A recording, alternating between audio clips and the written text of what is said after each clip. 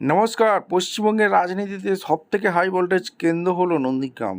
সবার মনে একটাই প্রশ্ন, আসন্ন নির্বাচনে নন্দীগ্রামে শেষ হাসি কে আসবে? শুভেন্দু অধিকারী কি তার দুর্গ ধরে রাখতে পারবেন, নাকি তৃণমূল প্রার্থী পবিত্র কর কোনো বড় চমক দেবেন? আজকের ভিডিওতে আমরা আলোচনা করব জনমত সমীক্ষা নিয়ে। নন্দীগ্রাম মানেই লড়াইয়ের ময়দান। 2021-এর নির্বাচনে আমরা দেখেছি এক রুদ্ধশ্বাস লড়াই, যেখানে বিজেপি প্রার্থী শুভেন্দু অধিকারী সামান্য ব্যবধানে হারিয়েছিলেন মুখ্যমন্ত্রী মমতা বন্দ্যোপাধ্যায়কে। কিন্তু সময় বদলেছে, রাজনৈতিক সমীকরণও এখন অনেকটা ভিন্ন। একদিকে শাসক দল তৃণমূলের শক্তি পরীক্ষা, অন্যদিকে বিজেপি গড় রক্ষার লড়াই। আর এই লড়াই বড় ফ্যাক্টর হয়ে দাঁড়িয়েছে বামেদের পুনরুত্থান শক্তি। নন্দীগ্রামের ভূমিপুত্র হিসেবে তার নিজস্ব এক বিশাল সমর্থক গোষ্ঠী রয়েছে। সাংগঠনিকভাবে তিনি অত্যন্ত শক্তিশালী। সরকার বিরোধী হাওয়া এবং তৃণমূলের সর্বাত্মক প্রচার তার জন্য বড় চ্যালেঞ্জ। আর এদিকে বিজেপি থেকে আসা পবিত্রকর, তারও চ্যালেঞ্জ সম্ভবত হতে যাচ্ছে। কি সমীক্ষা রিপোর্টে কি উঠে আসছে আপনাদের সামনে তুলে ধরব। 2021 সালে নন্দীগ্রাম বিধানসভার নির্বাচনে মমতা বন্দ্যোপাধ্যায় মূলত নন্দীগ্রাম 1 ব্লকে লিড পেয়েছিলেন, ঠিক আছে। ফলাফল বিশ্লেষণ করলে দেখা যায় নন্দীগ্রাম 1 নম্বর ব্লক, এই ব্লকের সংখ্যালঘু জনসংখ্যা বেশি হওয়ায় এবং তৃণমূলের সাংগঠনিক শক্তি থাকায় মমতা বন্দ্যোপাধ্যায় এখান থেকে বড় লিড নিয়ে এগিয়ে গিয়েছিলেন। গণনার মাঝপথে প্রায় 16তম রাউন্ড পর্যন্ত তিনি এই ব্লকের ভোটেই শুভেন্দু অধিকারীকে চেয়ে এগিয়েছিলেন। নন্দীগ্রাম 2 নম্বর ব্লক, এখানেই কিন্তু ফলাফল পাল্টে যায়। উল্টো দিকে শুভেন্দু অধিকারী নন্দীগ্রাম 2 নম্বর ব্লকের হিন্দু প্রধান অঞ্চলগুলো থেকে বিপুল ভোট পান। এই ব্লকের লিডই শেষ পর্যন্ত নন্দীগ্রাম 1 নম্বর ব্লকে মমতার লিডকে ছাপিয়ে যায় এবং শুভেন্দু অধিকারীকে জয়ী করতে সাহায্য করে। সংক্ষেপে মমতা বন্দ্যোপাধ্যায় নন্দীগ্রাম 1 নম্বর ব্লকে জিতলেও সামগ্রিকভাবে নন্দীগ্রাম 2 নম্বর ব্লকে ভোটের ব্যবধানে তিনি পরাজিত হয়। নন্দীগ্রাম 2 নম্বরের এবারে বিজেপি প্রার্থী পবিত্র কর দাঁড়িয়েছে। সমস্ত ফলাফল কি উল্টে দিতে পারে? কি মনে হচ্ছে আমরা অবশ্যই কিন্তু কমেন্ট সেকশনে ব্যক্ত করব। 2021 সালে দু তারিখ মে নন্দীগ্রামে ভোট গণনা ছিল ভারতীয় রাজনীতি ইতিহাসে অন্যতম নাটকীয় মুহূর্ত।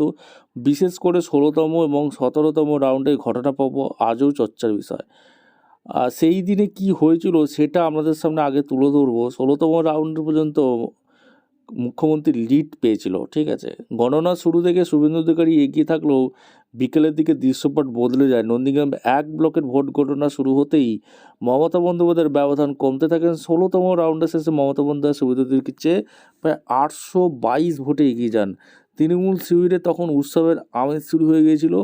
17তম রাউন্ডে সেই নাটকীয় মোড়। 17তম রাউন্ড ছিল নন্দীগ্রামের শেষ রাউন্ড।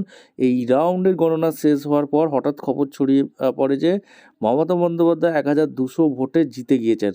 সংবাদ সংস্থা এএনআই সহ বড় বড় নিউজ চ্যানেলগুলো ব্রেকিং নিউজ দিতে শুরু করে মমতা বন্দ্যোপাধ্যায় জয়ী হয়ে গেছেন। কিন্তু এর কিছুক্ষণ পরেই পাশা উল্টে যায়। রিটার্নিং অফিসার এবং নির্বাচন কমিশন থেকে জানানো হয় যে মমতা নয়, বরং শুভেন্দু অধিকারী 1956 ভোটে জয়ী ছিলেন। কেন এমন বিভ্রান্তি হয়েছিল? এই বিভ্রান্তির পেছনে কয়েকটি প্রধান কারণও সেটা আপনাদের সামনে তুলে ধরবো। সার্ভার যান্ত্রিক ত্রুটি ছিল। নির্বাচন কমিশনের সার্ভারের লোডিং সমস্যার কারণে ফলাফল আপলোড হতে দেরি হচ্ছিল। পুনর্গণনার দাবি, তৃণমূলের পক্ষ থেকে পুনরায় ভোট গণনার দাবি জানানো হলেও রিটার্নিং অফিসার তা প্রত্যাখ্যান করে দেন। লো ভোল্টেজ আলো বিভ্রাট, গণনা কেন্দ্রের ভেতরে কিছু সময়ের জন্য আলো চলে গিয়েছিল বলে অভিযোগ উঠেছিল, যা নিয়ে বিতর্ক তৈরি হয়েছে। বর্তমান পরিস্থিতি, মমতা বন্দ্যোপাধ্যায় এই ফলাফল মেনে নেননি। তিনি অভিযোগ করেন যে গণনায় কারচুপি হয়েছে এবং পোস্টাল ব্যালট ইভিএম এর হিসেবে গরমিল আছে। এই নিয়ে তিনি কলকাতা হাইকোর্টে মামলা করেন, যা এখনও আদালতে বিচারাধীন, ঠিক আছে। 2026-এ কী হতে চলেছে?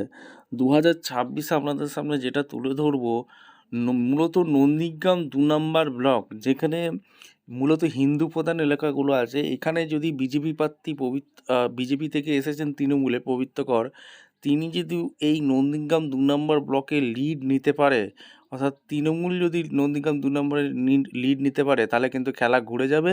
কিছুটা হলেও তৃণমূল কংগ্রেস কিন্তু এগিয়ে আছে, খুব সামান্য ভোটে হলেও জিততে পারে, সম্ভাব্য জয়ী হতে পারে।